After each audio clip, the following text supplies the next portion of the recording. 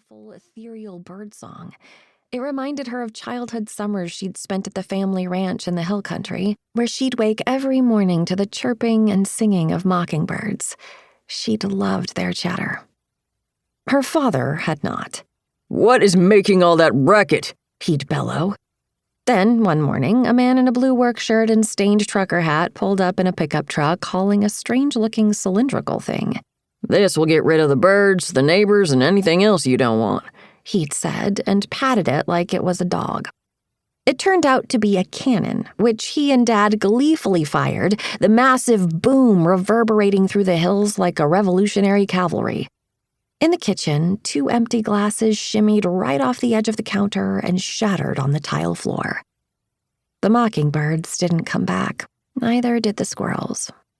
On the day she died, Nora thought maybe the mockingbirds were in that golden field with her.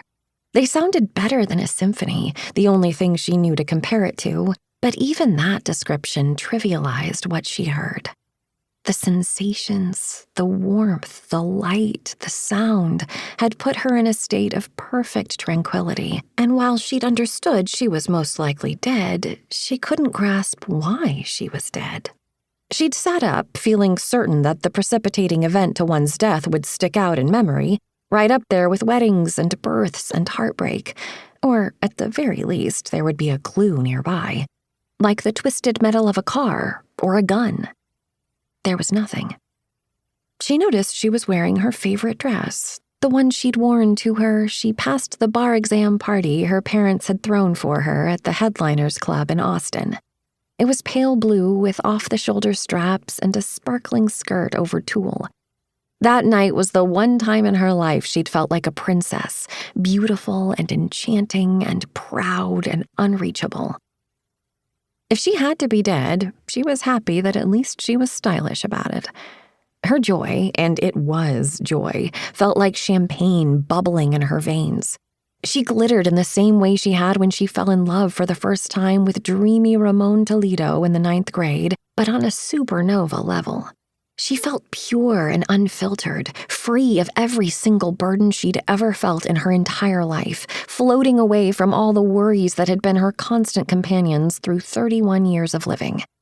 It was an extraordinary amalgam of orgasm and Christmas morning and a baby's laugh all rolled into one.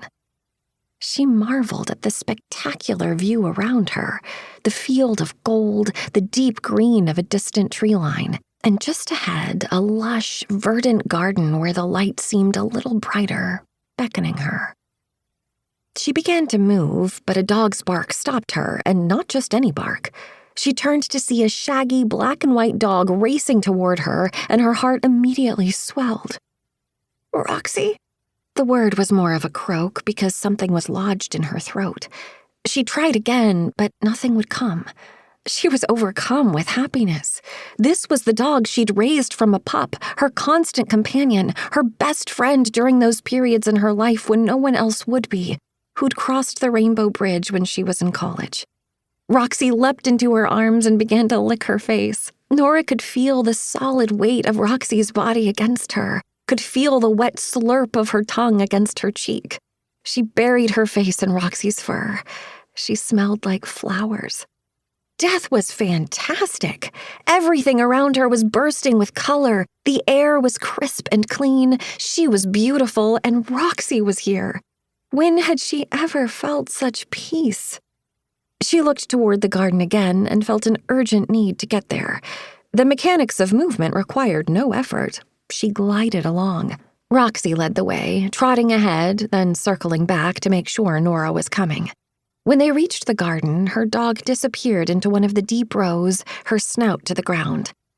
Nora could barely absorb all the beauty in that garden. The shrubs were kaleidoscope shades of green, the fruit trees as tall as buildings. A patch of peonies as big as dinner plates intruded onto the path, bursting with colors she'd never seen in life. She wanted to feel every velvety vine and silky petal. She wanted to drink the heady scent of floral and clover. She wanted to bathe in the petals of perfect flowers and eat the fruits that hung ripe for the plucking. A contented hum filtered into her conscience. She glided deep.